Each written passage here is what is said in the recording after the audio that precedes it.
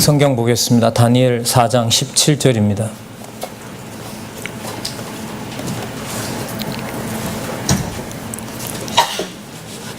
다니엘 4장 17절.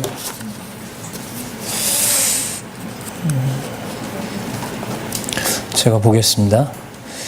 이는 순찰자들의 명령대로요 거룩한 자들의 말대로니 곧 인생으로 지극히 높으신 자가 인간 나라를 다스리시며 자기의 뜻대로 그것을 누구에게든지 주시며 또 지극히 천한 자로 그 위에 세우시는 줄을 알게 하려 하였느니라. 예, 다니엘서 4장 17절 읽었습니다. 여러분, 교재는요, 성경 강론 12권, 박용기죠. 성경 강론 12권 6209페이지에 보시면 제4절 멸하고 세우심을 예언이라는 주제로 다니엘서의 주제가 나타나 있습니다. 본문까지 가는 내용이 한 장, 두 장 반 다음에 본문 다니엘서 1장 1절이 나타납니다. 그러면 두 장 반에 대한 내용은 뭐냐면 제4절에 대한 의미가 나타나 있을 것 같습니다. 제4절은 앞에 3절이 있었다는 것이고 2절이 있었다는 것이고 1절이 있었다는 거, 뭔가 있었다는 것이고, 이 페이지가 6209페이지니까요. 앞에 6201페이지라는 어마어마한 내용들이 있었다는 것을 의미합니다. 편한 부분은 아니죠. 부담스럽죠. 일단 정리를 하고 들어가야 된다는 요구를 우리는 여기서 받고 있습니다. 일단은 이 교재에 나타난 부분을 잠시 설명을 드리면서 또 전체적으로 다니엘서가 12장인데 12장까지 개관을 드리도록 그렇게 하겠습니다. 그리고 시간 되는 데까지 본문을 중심으로 살펴보도록 그렇게 하겠습니다. 제4절이기 때문에 제3절 내용들이 나왔습니다. 앞에 제3절에 대한 내용이 바로 본문은 에스겔이라는 부분이었고요. 제목은 흩트고 모으심이라는 내용을 저희들이 살펴봤습니다. 기억을 하나 만약 한다면은 에스겔서 40장에서부터 48장까지 내용, 무슨 내용이 나왔었죠? 성전과 국토 회복이라는 놀라운 내용이 나타나 있습니다. 그 시기는 언제쯤이냐면 바벨론이 3번에 걸쳐서 이제 침략을 하는데요. 처음 붙잡혀 가고 난 다음에 35년, 6년이 지납니다. 그러니까 절반에 해당되죠. 처음 끌려온, 예를 들면 우리가 들어갈 내용인 다니엘서 기자 같으면 벌써 1차 침략 때 잡혀가니까 벌써 반 정도 지났을 무렵입니다. 그래서 이 예레미야, 그 다음에 에스겔, 다니엘은 이 기자들이 서로 겹쳐 있습니다. 사실 시간으로 보면요, 에스겔서 마지막 부분에 40장부터 48장 내용이 536년인가 그렇거든요. 그러니까 벌써 이제 1차 포로 반 정도만 지나면, 이제 한 35년만 지나면 1차 포로로 돌아갈 무렵인데, 하나님께서 그때 에스겔에게 이상으로 보여준 내용이 지난 시간까지 우리가 지난 시간에 살펴봤던 에스겔서 40장에서부터 48장입니다. 성전이었고요. 또한 국토였고, 돌아와서 짓는 성전도 아니고, 또 돌아와서 분배되는 땅도 아닙니다. 그러면 보통 그런 걸 보고 관념이라 그러죠. 근데 하나님께서 에스겔에게 보여준 게 없는 걸 보여준 건 아니죠. 그죠? 거기서 우리는 많은 고민을 하게 됩니다. 돌아와서 70년 포로 후에 돌아온 다음에 지을 성전과 70년 포로 후에 돌아올 땅의 내용들이 이게 에스겔 후반부하고 맞지 않는단 말이죠. 그럼 도대체 여기에서 이제 질문은 간단해져요. 뭐가 실제지? 무엇이 진짜야? 이런 내용을 가지고 우리는 다니엘서로 갈 수밖에 없습니다. 40장, 특히 45장에서부터 48장까지 12땅이 분배되는 내용을 우리는 이미 확인한 바가 있는데, 도대체 그 내용하고 다음에 나오는 다니엘서와는 무슨 상관이 있지? 이런 질문들을 해명해야만 되는 그런 숙제를 안고 있는 것이죠. 다시 이제 돌아와서 말씀을 드리면 그 무렵보다 앞서서 하나님은 603년입니다. 605년에 1차 침략인데 하나님께서 원년을 넣으면 3년이고요. 지나간 횟수로 보면 2년 지났을 때 603년에 다니엘이 꿈 해석을 시작하도록 합니다. 그 이전에 물론 느부갓네살 왕이 꿈을 꾸게 되죠. 이 왕이 얼마나 이제 영특한지 사악한지 꿈 내용을 말해주지도 않고 꿈 내용도 말하고 해석도 하라고 얘기를 하죠. 그러니까 갈대아의 학자들이, 갈대아는 바벨론의 어떤 특징을 말하는 거죠. 갈대아 지역의 많은 현자들과 박사들과 마술사들이 그것은 우리를 만든 신 외에는 당신 마음을 들여볼 자가 없습니다. 그러면 당신 마음을 들여볼 자가 있으면 해석할 수 있다는 거죠. 바로 그 인물을 하나님이 누구로 세우셨죠? 다니엘을 세웠습니다. 여러분 여기에서 꼭 에스겔서 후반부를 꼭 기억하셔야 돼요. 다니엘서는 다니엘서로만 이해될 수가 없는 것입니다. 자, 어쨌든 예레미야, 에스겔, 다니엘은 시기가 서로 겹치면서 각각 자기가 받은 말씀과 이상을 전하는 거죠. 그러니까 여호와 하나님께서 그 세 명의 이사야는 또 그 앞서 있긴 하지만요. 다 합침이 되면 예언이 이루어지는 걸로 본다면 장차 오실 메시아에 대해서 굉장히 하나님께서 많은 부분을 보여주고 확증해 주는 것이 바로 어디냐 하면 선지서입니다.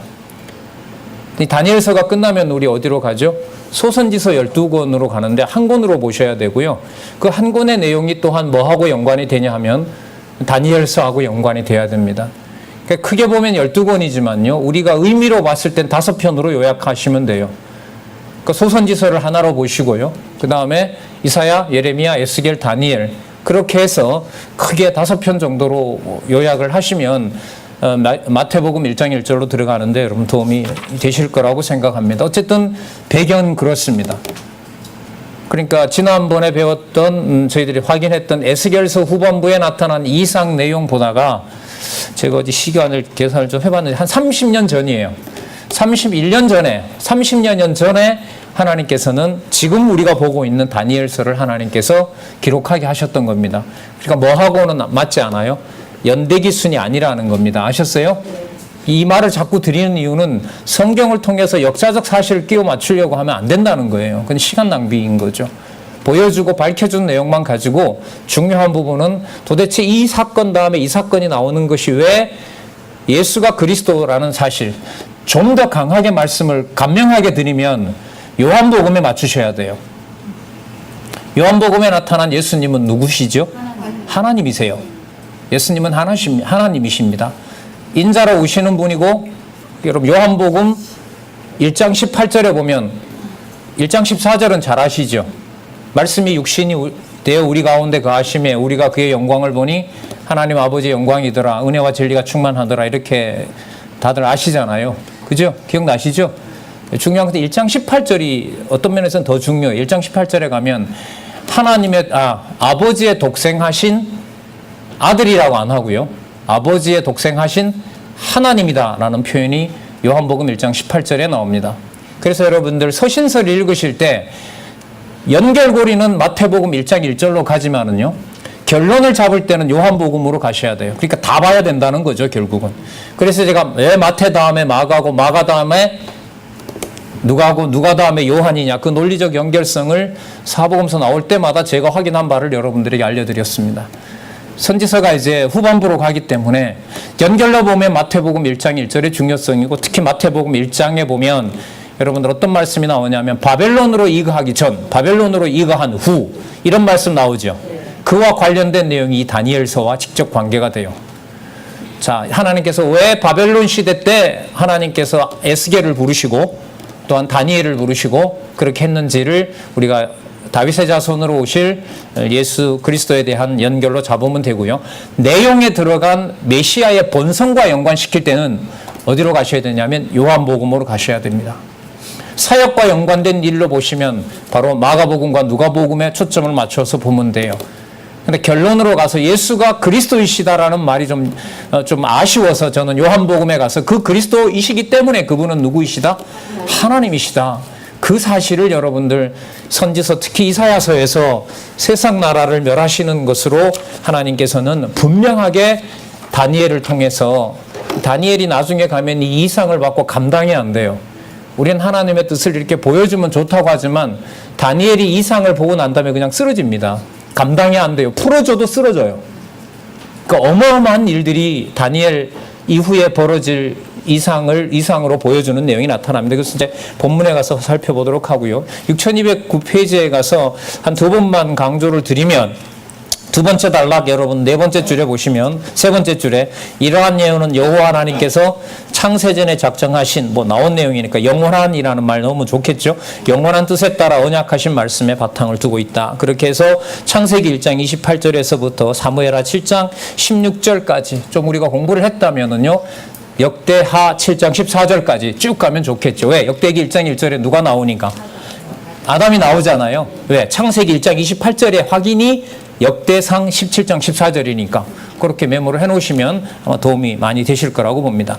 그 다음에 보면 또 나오죠. 여호와 밑에서 세 번째 줄 여호와 하나님께서 창세전의 영원한 작정에 따라 뜻을 정하신 말씀에 기초하여 첫 아담에게 실체적인 3대 언약을 세우셔서 둘째 아담 성경 표현으로 보면 마지막 아담이죠. 마지막 아담을 통하여 성민 나라를 세워주실 것과 이스라엘 열조에게 모형적인 3대 언약을 세우셔서 이스라엘 자손을 통하여 무슨 나라? 성민 나라를 세워줄 것을 언약하셨습니다. 자, 그 다음에 보면 그리고 이스라엘 성민 나라 왕가 아주 이 의미가 담겨 있는 낱말이 하나 나오는데 여러분 이스라엘은 여기서 북이스라엘로 보시면 안 됩니다. 아셨어요? 여기서 말하는 이스라엘은 굳이 가까이서 찾는다면 에스겔에서 말하는 이스라엘입니다. 에스겔서에서 이스라엘이라고 얘기할 때는 북이스라엘을 말하는 걸까요? 아니면 북이스라엘을 포함하는 이스라엘일까요? 후자인 거죠. 왜냐하면 북이스라엘은 망해버린 지 오래니까. 그렇다면 여러분 이 이스라엘은 그 다음에 나오는 성민나라, 실체적인 나라로 이루어질 나라와 연관이 되고요. 다니엘서는 이 부분을 뭐와 연관을 시키냐면 바로 하나님의 교회와 직접 연관을 시킵니다. 그러면 마테마가 누가 요 안에 나타난 예수님이 하나님으로서 영원한 하나님 나라의 주인 되신다는 것과 그리고 사도행전 1장 12절부터 요한계시록까지 약속하신 누가 오셔서 성령이 오셔서 하나님의 교회를 세우는 것과 아주 좋은 안내를 해주고 있는 내용이 제가 볼 땐 이 세 페이지입니다. 성경신학의 어떻게 보면 중요한 개념의 랭킹으로 보면 가장 짧은 내용 중에 가장 많은 개념들이 나타나는 부분 중에 하나입니다. 그래서 어떤 본문으로 들어가서 확인하기 전에 왜 이런 구도가 필요하고 앞부분과 무슨 관계가 있는지를 우리는 이 서론을 통해서 확인을 할 수가 있습니다. 6210페이지 첫 번째 단락 밑에서부터 세 번째 줄에 보시면 하나, 둘, 셋, 넷, 다섯 번째 줄, 여섯 번째 줄 문장이 길기 때문에 한번 읽어보겠습니다. 문장이 긴 이유는 저자가 의도했습니다. 사건을 하나로 보고 싶어서 그런 거예요. 제가 읽어볼게요. 여호와 하나님께서는 이스라엘 열조와 다윗에게 세우신 언약을 인하여 이방으로 흩어진 이스라엘 자손을 고토로 돌아오게 하여 여러분 이게 창세기부터 시작해서 에스라, 느헤미야, 에스더까지 전부 다 합니다. 아셨어요? 예. 성민 나라를 회복시켜 주실 뿐만 아니라 나아가서 첫 아담과의 언약을 둘째 아담을 통하여 이루시려고 다니엘 선지자로 세상 나라를 멸하시고 모형이 아닌 실체적인 무슨 나라? 성민 나라. 예. 실체적인 것에 대해서 실체적인 성민 나라 세우실 것을 언약하도록 지금 기록을 하고 있습니다. 그래서 70년 후에 세울 그 나라는 약속된 70년 후의 나라이지만 그 나라는 뒤로 돌아가서 아브라함과 다윗을 바라보는 것이 아니라 장차 오실 메시아 실체를 보고 있다는 사실을 꼭 염두에 두시고 선지서 뒷부분은 마태복음 쪽 그 다음에 요한계시록을 향하는 하나님의 교회 하나님의 진리와 기둥과 터인 진리의 전당인 교회를 여러분들이 생각하셨으면 좋겠습니다. 자, 그 다음 단락에는요, 에스겔에서 이 부분을 처음 썼기 때문에 이 서론에서 이제 본격적으로 등장합니다. 두 번째 단락, 두 번째 줄에 보면 그 언약은 창세전에 하나님께서 영원하신 작정 섭리에 따라 뜻을 정하신 어디에 기초를 두고 있다? 말씀에 로고스에 기초를 두고 있다는 거죠. 여러분 이 로고스가 누구냐면 바로 인간의 몸을 입고 오신 바로 하나님인 예수 그리스도를 말하는 거죠. 맞죠? 요 서론을 에스겔 서론에서부터 씁니다. 5858페이지 메모해 두셔도 좋아요. 5858 외우기도 좋죠. 5858페이지에 에스겔 강론에 보면 시작하니까 11권에 있겠네요. 11권에 보면 그 내용이 나타납니다. 우리 성경신학 그 정립되는 시간으로 보면 11권이 나오기 전에 3년 동안 저자가 아무것도 못했어요. 아파서. 그래서 9권이 끝나고 난 다음, 아니죠. 이게 12권이니까 10권이 끝난 다음에 11권의 내용이 뭐가 나올지 좀 사실 궁금한 부분도 없지 않아 있었습니다. 근데 이제 에스겔서 부분을 건들면서 지금 여기 말씀하셨던 그럼 선지서 부분이 무게중심이 어디로 온다 그랬죠? 메시아에게로 온다 그랬죠. 맞죠? 뒤로 돌아가는 것이 아니고 모형으로 가는 것이 아니고 그죠? 자, 그래서 여러분 여기서 요한복음 1장 1절 아까 제가 왜 요한복음으로 가야 이 서신서의 균형이 잡히냐. 연결은 마태복음 1장 1절의 부각이고요. 또 그 예수에 대한 생각의 정리는 그분이 누구이시다? 하나님이시더라는 걸로 증명을 해보려고 하면 마음은 요한복음에 기록된 부분을 생각하면 돼요. 제가 만들어낸 게 아니고요. 지금 여기 보시는 것처럼 마태복음 1장 1절에 나타난 누구를 소개하고 있습니까? 마태복음 1장 1절에 나타난 말씀, 로고스, 바로 하나님이신 예수님을 소개하고 있는 거죠. 요한복음 1장 1절에. 맞죠? 예, 그러면 이 부분이 바로 뭐의 근거가 된다는 거죠? 다니엘서의 근거가 된다는 겁니다.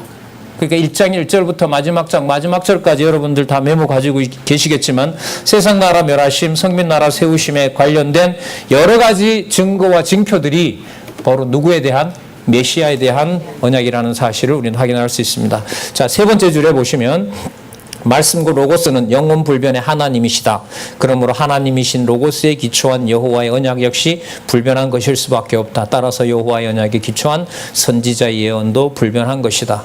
자, 여호와 하나님께서는 영원하신 작성 섭리에 따라 뜻을 정하신 로고스를 계시하시려고, 로고스를 계시한다는 말은 다니엘서가 예수님이 말씀하신 것처럼 모세의 글과 시편과 선지자의 글이 누구를 가리켜 증언하는 것이다? 나를 증거하는 것이다. 정확하게 떨어지는 거죠. 자, 그러면서 여러분 6211페이지 보면 여러분 다니엘서 내용은 그대로 다 이루어졌습니다. 역사적으로 2000년 전에 다 이루어졌고요. 재림과 연관해서는 요한계시록에서 이미 또 약속해 준 바가 있고요. 그 사이에 여러분들과 저는 확증된 걸 가지고 지금 보고 있습니다. 6211페이지 첫 번째 줄부터 이 복음이 땅끝까지 전파되어져 가게 하심으로 세상 나라 가운데 마지막 넷째 나라인 로마가 멸망하도록 섭리하였다. 그리고 제자들에게 약속하신 대로 성민나라, 곧 뭐라 그러죠? 그리스도의 몸된 교회입니다. 성민나라라고 해서 이스라엘로 돌아가시면 안 되는 이유가 바로 여기 있는 거죠. 자, 그러니까 다음에 신약에 이루어질 성민나라, 곧 그리스도의 몸된 교회를 지상에 세우시고, 볼까요? 천상에서 성령을 통해, 천상의 우편에, 천상의 아버지 우편에 그리스도가 승천하시죠. 네. 승천하셔서 계시죠. 네. 마가복음 16장 19절. 그죠? 네, 거기에서 누굴 통하여? 약속한 성령을 통하여 다스리고 계심으로 이미 모두 이루어진 것이다. 그러니까 다니엘이 약속했던 것들이 이미 다 이루어진 거라는 거죠. 자, 이 내용들을 확인하면 본문으로 좀 들어갈 수가 없어서요. 다 중요한 내용들이기 때문에 조금은 좀 남겨두면서 본문으로 향해서 가도록 하겠습니다. 세상 나라 멸하심 그 내용 위에 하나, 둘, 셋, 넷, 다섯, 여섯, 일곱 번째 줄. 이러한 역사 섭리는 혹시 찾으셨어요? 이러한 역사 섭리는 장차 메시아가 심판주로 뭐 하셔서 재림하셔서 어두운 세상 나라를 모두 진멸하고, 여기 보세요. 무슨 나라? 성민나라 앞에 뭐가 붙었어요? 영원. 성민나라 앞에 영원하니 붙을 수 있는 이유는 요한복음 1장 1절에 대한 설명이 있었기 때문에, 그러니 이렇게 쓰는 거예요. 그러니까 어떤 낱말 하나에다가 살을 붙인다는 것에는 반드시 그 살을 붙일 때 앞에 나온 내용에 대한, 우리로 봐서는 무슨 근거? 어디 근거? 철학자나 신학자 근거가 아닌 무슨 근거? 성경 근거를 꼭 대야 돼요. 우리가 그걸 지금 배워나가고 있는 거잖아요. 자, 여기 보면 요한복음 1장 1절에 대한 소개가 있었기 때문에 그것을 교회와 연관시키고 그 성민 나라는 땅에 속한 나라가 아니라 어디에 속한 나라다? 하늘에 속한 나라라는 뜻에서 자꾸 다 풀어놨네요. 영원한 성민 나라, 곧 무슨 나라? 하나님의 나라. 그래서 여러분들 마태복음 4장인가요? 5장에 가면 회개하라? 그렇죠. 예수님이 이러한 다니엘 내용을 예수님은 몰랐을까요? 아니면 우리처럼 다 알았을까요? 우리처럼 알았다. 우리보다 더 잘 알았다. 더 잘 알았다. 예수님 무시하시면 안 돼요. 예수님 무시하시면 안 되고요. 마태, 마가, 누가, 요한에 나타난 요한복음에서 마감이 정리가 되는 승천한 내용은 사도행전 1장 11절까지 나옵니다만 예수의 신성 부분을 여러분 꼭 유의하시기 바랍니다. 이게 분량이 많다 보니까 제가 마태복음의 연결성만 얘기했는데 여러분 그 부분에서 끝나서는 안 되고요. 그래서 좀 요한복음 읽으시고 좋아하는 분들이 많아서 참 기쁘더라고요. 제가 저쪽 대학반 본과에서 저 머나먼 저 강당 옆에 있는 가기가 머나먼 저 강당에서 대학반 본과 시작할 때는 요한복음 17장 다 외우시라고 했는데 한 사람도 지킨 사람이 없었는데 그 내용에서 잠깐 반짝한 게 있어서 그래요. 이런 부분 때문에 그래요. 그러니까 선지서로 갈 때 그 부분에 대한 근거가 창세전 이미 그리스도에 대한 언약이 됐고 그 본성과 관련해서 요한복음 17장에서 드러났다. 그런 반짝반짝한 게 있어서 그때 그런 말씀을 좀 드렸습니다. 자, 더 볼게요. 하나님 나라를 드러내실 섭리에 대한 예표로서의 모형과 그림자이며 장차 메시아가 만왕의 왕권을 가지고 재림하실 계시록 17장 14절이죠. 거기 가면 나옵니다. 계시록 17장 14절 바로 계시록 요절이죠. 만왕의 왕 만주의 주 하실 것에 대한 여호와의 언약 계시인 것이다. 이러한 언약 계시의 목적은 전능하신 하나님의 언약대로 이루어주시는 여호와심을 택한 백성으로 깨달아 알고 그를 경외하며 섬기게 하시려는 데 있다. 여러분 그래서요 에스겔서부터 있죠. 에스겔서부터 강론집 서술 방식이 지금 올해 새로 나오긴 했습니다만 2014년에 나왔던 성경 강론 18권 있죠. 마지막 권, 그 권까지 이루어지는 기본적인 틀이 에스겔서 지나서 다니엘서 와서 어느 정도 이게 다 굳어져요. 그게 일관되게 오면서 좀 보충되고 보강되고. 왜요? 왜 보충될 수밖에 없을까요? 본문을 해석한 내용에 확인한 게 점점 늘어나니까. 그죠? 그러면 어떤 표현을 발전시킬 때 어디에 더 근거해서 성경에 근거할 뿐만 아니라 성경 본문을 보는 분량의 내용들이 많아지고 점점 더 전체를 보게 되니까 그 안내에 안내를 거듭해서 18권이 나왔고요. 그로부터 4년 후에 올해 여러분들 받아보고 계신 성경 강론 1권은 제가 볼 때는요. 개혁신학에서 제기했던 모든 신학적인 성경적 주장에 관련된 개념들이 거의 다 등장하고 있는 것이 여러분들 가지고 계신 1권입니다. 1권이에요. 지난번에 여러분들 비록 창세기 50장까지 우리가 확인했습니다만 제가 꼼꼼하게 읽지는 않았지만 또 모여서 공부하시는 분들도 있고 하니까 거기 나타난 개념들이 여러분들 지금 이와 연관을 시키면 이게 몇 년도죠? 이게 2008년도니까요.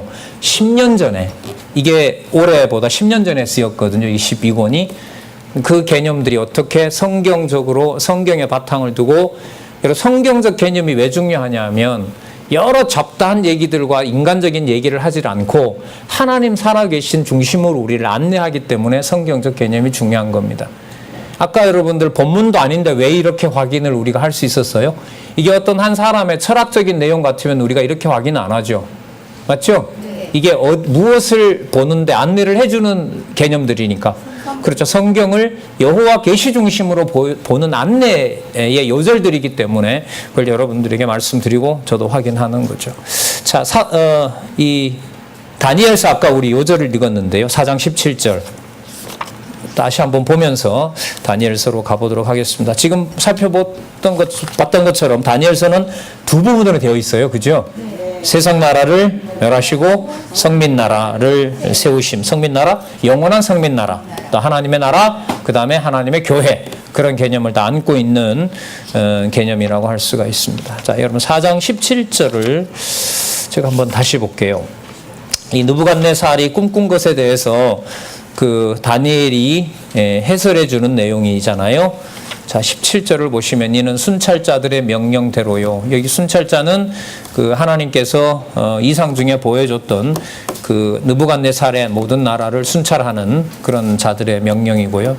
거룩한 자들의 말대로니 곧 인생으로 지극히 높으신 자가 인간 나라를 세우시며, 여러분 이게 세상 나라예요. 그 세상 나라를 멸한다고 해서 세상 나라가 성경적이지 않은 게 아니고요. 성경에 근거를 두면서 필요한 의미로 그렇게 구성이 됐다고 보시면 되고요. 다스리시며 자기의 뜻대로 그것을 누구에게든지 주시며 또 지극히 천한 자로 그 위에 세우시는 줄을 알게 하려 함입니다. 이렇게 얘기를 하는데 이게 요절이잖아요. 맞지? 그죠? 이 요절 맞아요? 확인 다 하셨어요? 요절이라고 기록된 게 맞다는 거겠죠. 요절이 맞는지 확인한 게 아니라 요절이 그렇게 기록되어 있는 게 맞아요, 이 말이잖아요. 제가 오해했죠. 그 말이 아니라 12장까지 다 확인한 요절이 이겁니다라는 거잖아요. 여러분들은 지금 뭘 얘기하는지 모르셔 지금. 뭘 저렇게 또 비꼬고 있나 막 이렇게 또 볼 텐데, 요절 확인은 성경신학에서 대단히 중요합니다. 소개를 할 때 모든 책임을 여러분 이 요절에다가 걸고 있어요. 사실 이 저자는. 그래서 여러분 요절 우리 57개잖아요. 그 요절이 아니라는 게 몇 개만 나오면 어느 정도로 위험해진다기보다 위험해지죠. 언약 성취 섭리사를 대변하는 요절이 아니라면 좀 더 이제 비판적으로 몰고 가면 성경은 언약 성취 섭리사가 아닐 수도 있구나. 왜? 이게 요절이 아니기 때문에. 이렇게 되는 것이 바로 요절입니다. 근데 여러분 이 요절이 세상 나라를 멸하고 성민 나라를 세우시는 것과 연관이 될까요? 돼야 되나요? 안 돼야 되나요? 돼야겠죠. 예, 돼야 돼요. 예. 이 요절. 이게 여러분 제가 알기로 제 기억에도 이게 한 5, 6번 나오거든요. 요 똑같은 구절이. 그런 면에서 보더라도 반복된다는 말은 어떻다는 뜻이죠? 중요하다는 거잖아요. 그럼 요절일 수 있는 가능성이 많죠.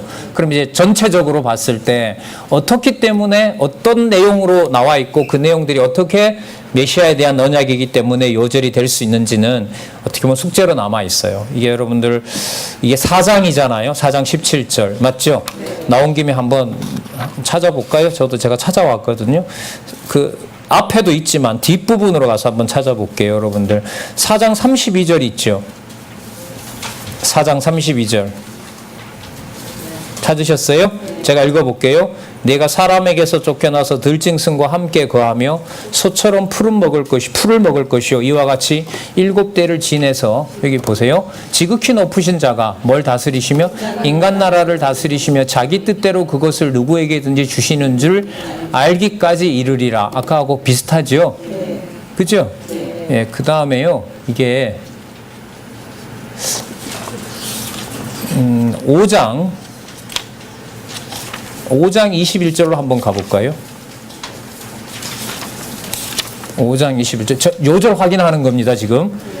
예, 요절. 5장 21절. 인생 중에 쫓겨나서 그 마음이 들짐승의 마음과 같았고 또 들나귀와 함께 거하며 또 소처럼 풀을 먹으며 그 몸이 하늘 이슬에 젖었으며 지극히 높으신 하나님이 인간 나라를 다스리시며 자기 뜻대로 누구든지 그 위에 세우는 줄 알기까지 이르게 되었도다. 맞죠? 네. 또 나오죠. 그 다음에 더 나왔으면 좋겠죠. 이 정도로 충분합니까? 어떻게 대답해야 될지 모르겠습니까? 자, 6장 26절 한번 볼까요? 지금 여러분 이 요절이 나오는 상황이 다 다른 사람들이에요. 아셨어요? 상황은 다른데 뭐가 같기 때문에 거기에 인용되는 구절이 같기 때문에 이게 무엇일 확률이 많다? 요절일 확률이 많다. 요절 지금 증명을 해드리고 있는 거예요. 같이 확인해 보자는 거예요. 제가 몇 장이라 그랬죠, 여러분? 6장 21절은 아닌 것 같죠. 26절요. 예, 맞아요. 내가 이제 조서를 내리노 내 나라 관할 아래에 있는 사람들은 다니엘이 하나님 앞에서 떨며 두려워할지니 그는 사시는 하나님이요 영원히 변치 않으실 자이며 그 나라는 망하지 아니할 것이요 권세는 무궁할 것이며 그는 구원도 하시며 건져내기도 하시며 하늘에서든지 땅에서든지 이적과 기사를 행하시는 자로서 다니엘을 구원하여 사자의 입에서 벗어나게 하였으면, 예, 직접 관계는 없지만요, 그 내용을 지금 이 말을 누가 하고 있냐 하면 느부갓네살이 아니고요, 다리오는 여러분들 바벨론 왕 아니에요. 여기는 이제 여러분 메데 파사의 왕인 거예요. 예, 그 왕이 아까 느부갓네살이 했던 말을 자기 입으로 얘기하고 있는 거예요. 세상 나라를 멸하기도 하고 세우는 분이 바로 누구다? 여호와이시라는 사실을 다리오가 지금 사자굴 음모를 통해서 얘기를 해주고 있습니다. 예, 제가 확인한 바로는 요절이 맞습니다. 자, 주로 세상 나라를 멸하시는 데 초점을 맞추고 있는 6장까지 나와요. 만약에 6장 다음에 내용이 안 나오면 1장과 관련된 1장에서부터 5장까지 관련된 세상 나라 멸하심이 맞아요. 거기에 딱 맞추면 돼요. 그런데 그러면 그 부분은 관련되지만 6장에서부터 12장까지 내용은 그러면 요절과 어떤 연관이 있느냐? 그 요절의 목적이 바로 성민 나라를 세우시는데 목적이 있는 거죠. 그럼 누가 오시는 것과 연관이 되죠? 메시아 오시는 것과 연관이 돼요. 그렇게 보면 이게 뭐가 맞다? 요절이 맞다. 이렇게 되는 거죠. 요절이 맞다. 자, 그래서요. 그럼 여러분 이게 요절이 맞다면은요, 이 요절을 가지고 이와 유사한 내용이 나올 때 다니엘서는 뭐 그렇게 길진 않지만은요, 1장에서부터 12장을 보실 때 이와 관련된 내용들이 나오면 맥이 찾아지는 거죠. 그래서 제가 아까 4장 20 몇 절부터 찾았잖아요. 예? 4장 32절이었었잖아요. 아까 우리 4장 17절 읽었죠? 그죠? 예, 4장 17절 읽어서 주로 4장, 5장, 6장 그 부분에 몰려 있다는 것을 확인할 볼 수가 있습니다. 자, 그러면 우리 오늘 본문 실제로 좀 꼼꼼하게 들어가 보도록 그렇게 하겠습니다. 자, 세상 나라를 멸하심과 관련된 내용들을 한번 살펴보도록 하겠습니다. 자, 먼저 1장에서부터 2장에 보시면 네 나라를 소개합니다. 여러분 지금 붙잡혀온 나라가 어느 나라죠? 바벨론이잖아요. 그러니까 하나님께서 바벨론 붙잡혀온 2년 후에, 그러니까 하나님의 마음이 좀 급하신 거죠. 붙잡혀올 때 물론 돌아가겠다는 약속은 했지만 붙잡아온 다니엘의 마음을 하나님께서 괴롭힙니다. 꿈을 가지고. 그래서 다니엘로 하여금 이 상황이 그러니까 605년에 잡혀와서 포로가 2년 지나고 있는 이 상황이 바로 장차 오실 메시아에 대한 내용임을 기록하도록 하는 내용이 여러분들 바로 다니엘서 내용입니다. 그러니까 분명히 뭐로 잡혀와 있는데, 포로로 잡혀와 있는데, 그 포로로 잡혀온 상황이, 자, 아까 우리 6장과 7장인데요. 여러분 다니엘은 7장을 좀 주목할 필요가 있습니다. 7장은 성민나라 세우시는 데 들어가 있죠. 맞죠? 그러니까 1장에서부터 6장까지, 5장까지 나타난 사건들의 목적이 7장에 가면 장면이 어디로 올라가냐 하면 하늘로 올라갑니다. 하늘로 올라가서 누구를 소개하고 있냐면 메시아를 소개합니다. 여러분 이렇게 하늘로 올라가고 여러분들 이상 중에 그 영원한 나라를 보여주고 영원한 통치자를 보여주게 되면 지난번에 에스겔에서 살펴봤던 40장과 48장까지가 연결이 안 될 수가 없는 거잖아요. 맞죠? 그러니까 그 성전의 주인이 누가 되시고 좀 더 상세하게 다니엘서에서 소개가 되고 있고요. 그 12지파 분배한 땅이 하늘에 속한 나라가, 땅에 속한 나라가 아니라 어디에 속한 나라이다? 하늘에 속한 영원한 나라라는 사실을 규격까지 알려준다는 것으로 우리는 에스겔서 후반부하고 연관을 시킬 수가 있는 겁니다. 자, 그러면 네 나라는 여러분들 잘 아시는 대로 우리 사전 지식들이 꽤 있잖아요. 이런 부분은 좀 미리 짚고 넘어가죠. 바벨론, 그 다음 메데 파사, 결국 페르시아 제국이요. 그 다음에 헬라 제국, 그 다음에 로마 제국. 자, 여러분 헬라 제국과 연관된 내용이 여러분 성민나라 세우심에 들어가 있어요. 한번 여러분 메모 보시면은요, 성민나라 확증의 시기가 6장에서부터 7장까지잖아요. 맞죠? 자, 그 다음 잘 보세요. 8장과 9장이 성민나라에 세우시는 것에 대한 무슨 징조예요? 1차적 징조예요. 그 징조가 뭐냐 하면 페르시아 제국의 패망과, 여러분 9장 제목 한번 보시기 바랍니다. 유다 나라의 뭐예요? 황폐. 여러분 유다 나라의 황폐가 성민 나라를 건립하는 것하고 맞습니까? 9장 그럼 동그라미 해야겠죠? 이거 연결성 찾아야 된다 이 말입니다. 예를 들면 제목이 바사 왕국이 패망이 되고 유다 나라가 보존, 이렇게 나오면 딱 좋아요. 그러면 성민 나라가 세워지는 1차적 뭐다? 징조, 이게 들어오거든요. 근데 여기 보면 유다 나라가 뭐 한다 그래요? 황폐하잖아요. 황폐하는 것이 무엇의 과정이다? 성민 나라를 뭐 하는? 세우는 과정이다. 이게 어려운 거예요. 이런 걸 무시하려면요, 방법이 하나 있어요. 본문에 들어가서 1절 읽고 설명하고 2절 읽고 설명하고 그러면 돼요. 전체를 안 보면 돼요. 그건 모르는 거죠. 이 강론집의 저자의 문제의식이 바로 이거 아닙니까? 이걸 뚫고 지나가야 되거든요. 자, 1차 징조 있었죠. 자, 2차 징조는 여러분들 누구로부터 시작되냐 하면 헬라 제국과 연관이 돼요. 그러니까 헬라 제국으로 보면요, 예수님이 오시려면 적어도 300년이 있어야 돼요. 300년이 있어야 돼요. 근데 300년 전에 그런 일이 일어나면 유대인들이 주로 이제 계시를 받았으니까 구약 계시를 무슨 일이 벌어진지 이해가 안 되잖아요. 그런데 뭘 펼쳐놓고 보면 다니엘을 펼쳐놓고 보면 이게 바로 무슨 나라가 세워질, 성민 나라가 세워질 것에 대한 징조라는 거죠. 그죠? 여러분 9절의 제목하고요 12절의 제목하고 똑같아요. 유사해요. 맞습니까?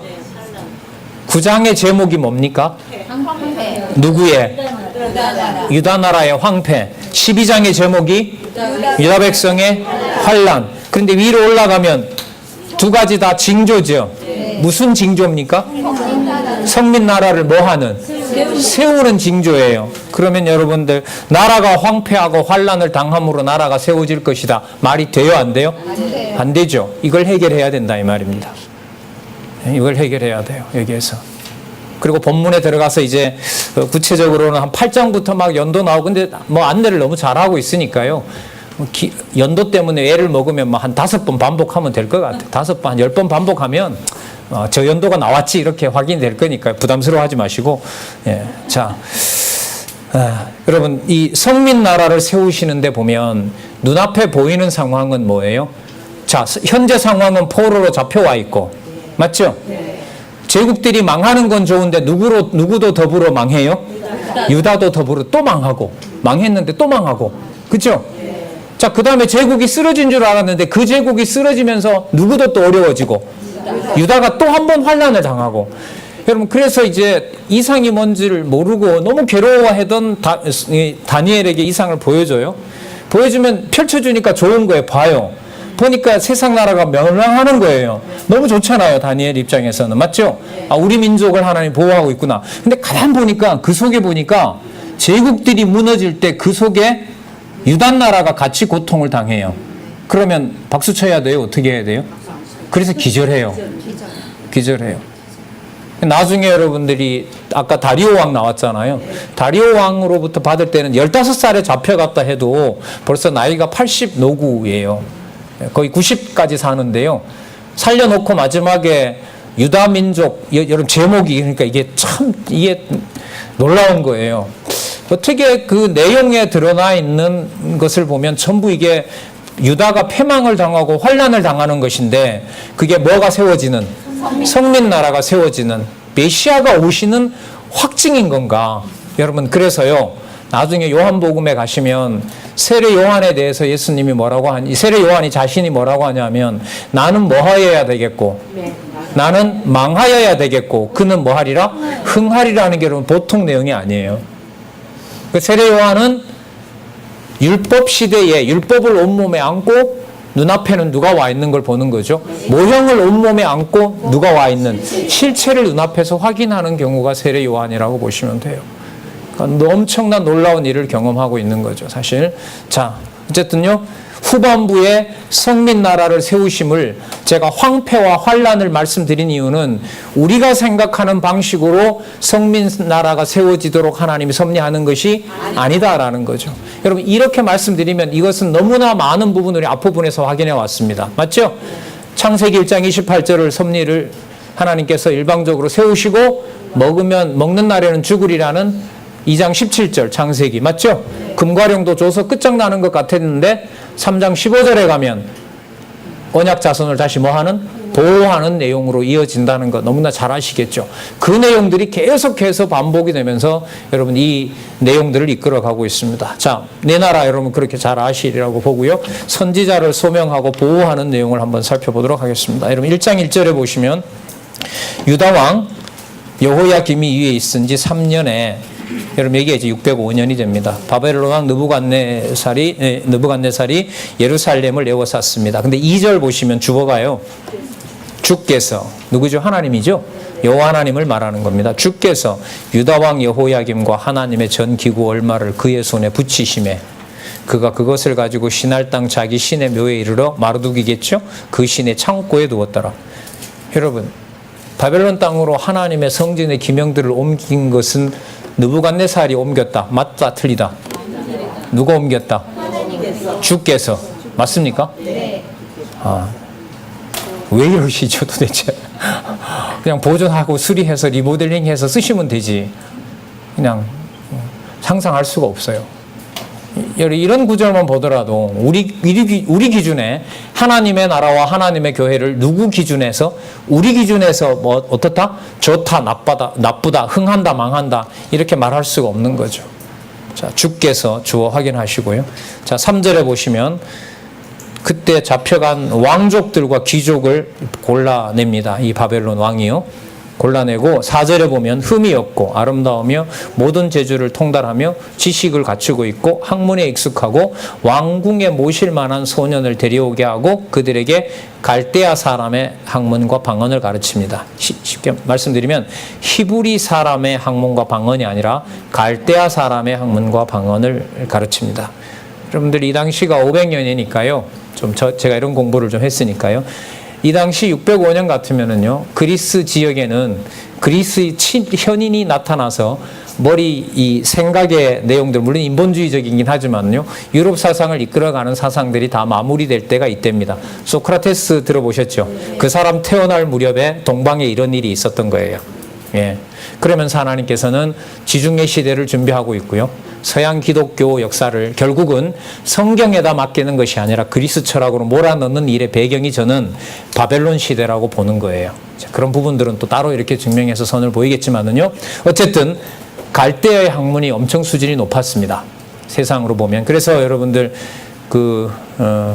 가장 많은 그래서 동방 박사들의 출처를 얘기를 할 때 하나님께서 이미 뭘 버릴 때 남쪽 유다를 버릴 때 이미 하나님은 이방 박사들에게 하나님 여호와를 전파할 배경을 마련해 놨다.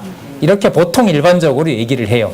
그래서 동방 박사들이 저 사람들이 점성술을 배웠다면 그것은 이 바벨로니아 갈대아 학문이다. 뭐 그래도 되고요. 뭐 그러지 않아도 상관은 없는데 어쨌든 그런 얘기들을 합니다. 자, 어쨌든요. 이 왕이 희한한 욕심을 부립니다. 똑똑하고 잘생기고 그런 자들을 전부 궁으로 불러들입니다. 자, 여러분 이걸 느부갓네살이 그렇게 할까요? 아니면 주께서 그렇게 하실까요? 예? 주께서입니다. 주께서요.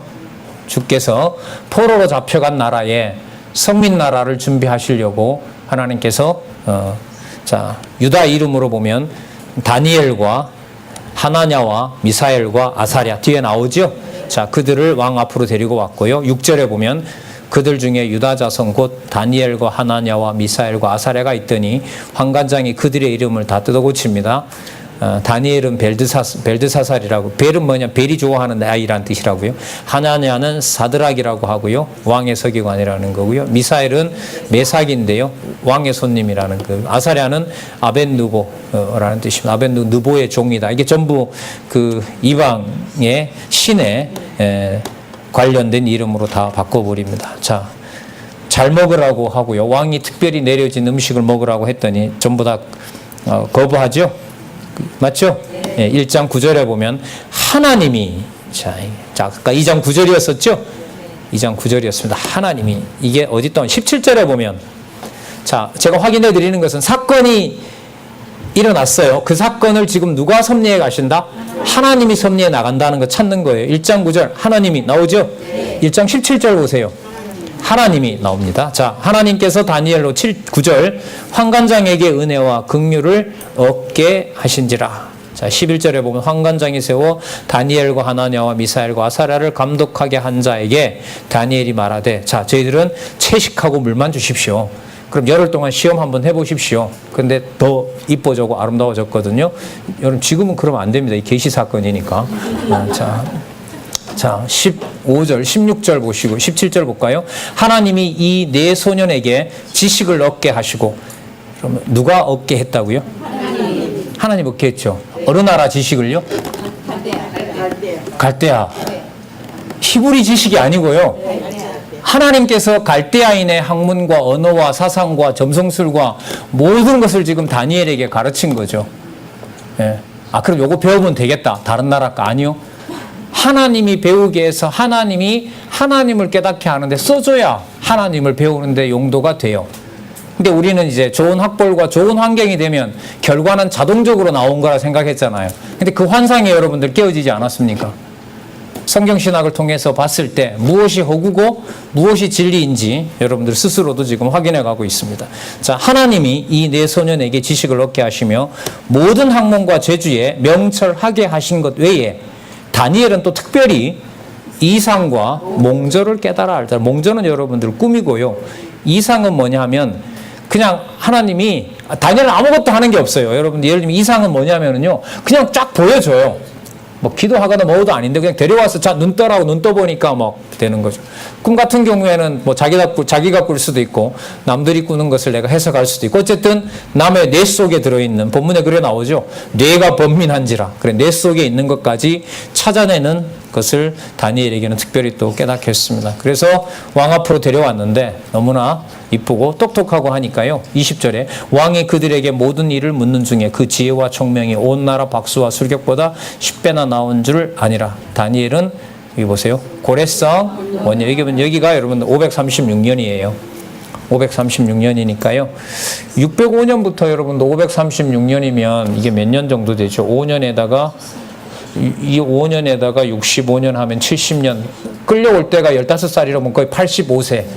그래서 마지막에 여러분들 여기 성민 나라 세우시는데 보면 2번인가 3번 기절하죠. 감당이 안 되는 거예요, 이 계시가. 그리스도가 오셨을 때 마음이 바로 이런 거죠. 감당이 안 돼요. 하나님이 육신의 몸을 입고 왔는데 그게 여러분 쉽게 그냥 보고 이렇게 만나고 이런 상황이 아닌 거죠. 예. 자, 이런 부분도요, 요한복음에 나중에 가면 예수님께서 그 부활하시잖아요. 부활했는데 옆에 있는데도 제자들이 알아요, 몰라요? 몰라요. 여러분, 이게 예수님이 하나님이시더라는 거예요. 예. 자, 그런 부분들은 또 그때 가서 보도록 하고요. 자, 네 나라에 대한 이상을 바벨론 왕의 꿈을 통해서 얘기를 해줍니다. 자, 2년이 지났습니다. 바벨론이 첫 번째 침략을 하고 돌아온 2년 후에, 자, 2장 1절이 바로 거기가 603년이라고 여러분 여기서 설명을 하고 있습니다. 자, 꿈 얘기도 해주지 않고 꿈 해석을 하라는 거예요. 이게 어떤 상황이에요? 말도 안 되는 거죠. 자, 그러니까 이 사람들이 이러잖아요. 11절에 보면 왕의 물으신 것을 희한한 일이라 육체와 함께 거하지 아니하는 신들 외에는, 그러니까 육신에 얽매이지 않는 것은 신이잖아요. 신들 외에는 왕 앞에 그것을 보일 자가 없나이다 한지라. 그러니까 왕이 열받은 거죠. 그래? 그럼 다 죽어, 너희들. 전부 다 죽여라. 그랬어요. 그래서 이제 다니엘과 친구들도 죽이려고 이제 그 시위대장 아리옥에 가죠. 그래서 다니엘이, 자, 14절 보면 재밌는 표현이 나오는데, 왕의 시위대 장관 아리옥이 바벨론 박사들을 죽이러 나가매 다니엘이 명철하고 슬기로운 말로, 뭔 말로 어떻게 했는지 모르지만요.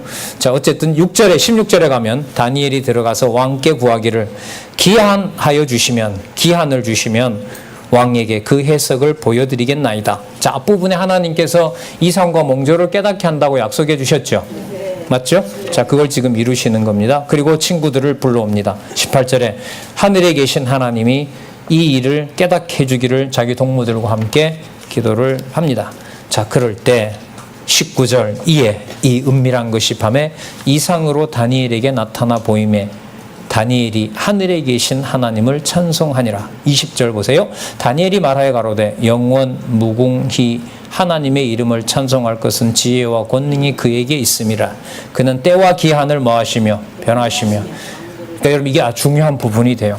어느 때 무슨 일이라는 게 여러분들 성민나라 세우심에 보면 시기와 징조와 이런 내용이 나오죠.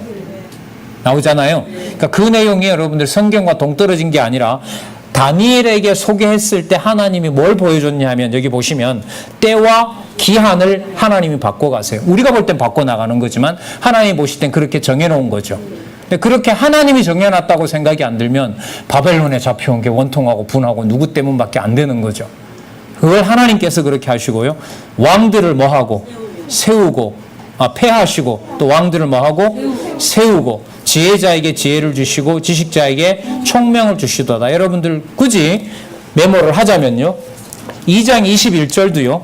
한 부분이긴 하지만 그 부분에 요절과 연관이 됩니다. 자, 왕들을 뭐하고 뭐 하신다 그랬습니까? 폐하고 세우신다고 했던 내용으로 보면 요절하고도 연관이 된다고 메모해도 될 것 같습니다. 자, 자, 22절. 그는 깊고 은밀한 일을 나타내시고 어두운 데 있는 것을 아시며 또 빛이 그와 함께 있도다. 나의 열조의 하나님이여 주께서 이제 내게 지혜와 능력을 주시고 우리가 주께 구한 바 이를 내게 알게 하셨사오니 내가 주께 감사하고 주를 찬양하나이다. 곧 누가요? 주께서. 여러분 이게 다니엘의 결정적일 때마다 나타나는 주어입니다. 주께서. 그러면 여러분들 이사야, 예레미야, 에스겔, 다니엘에게까지 선지서의 서술 방식에서 중요한 부분은 문법적 주어가 누구다? 주께서. 다니엘서는 주께서. 앞에는요 여호와 하나님께서 내가 이걸 우리가 확인할 수 있죠.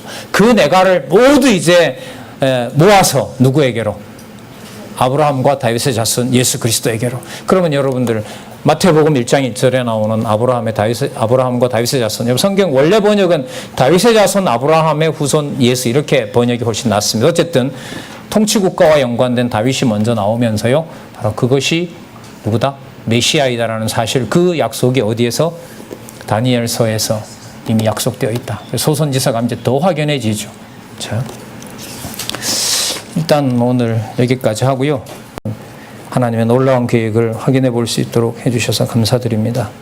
왜 그 내용이 그런 내용과 함께 또 그런 내용 앞과 뒤에 기록되어 있는지 하나님 너무나 귀한 눈을 저희들에게 밝혀주셔서 감사드립니다.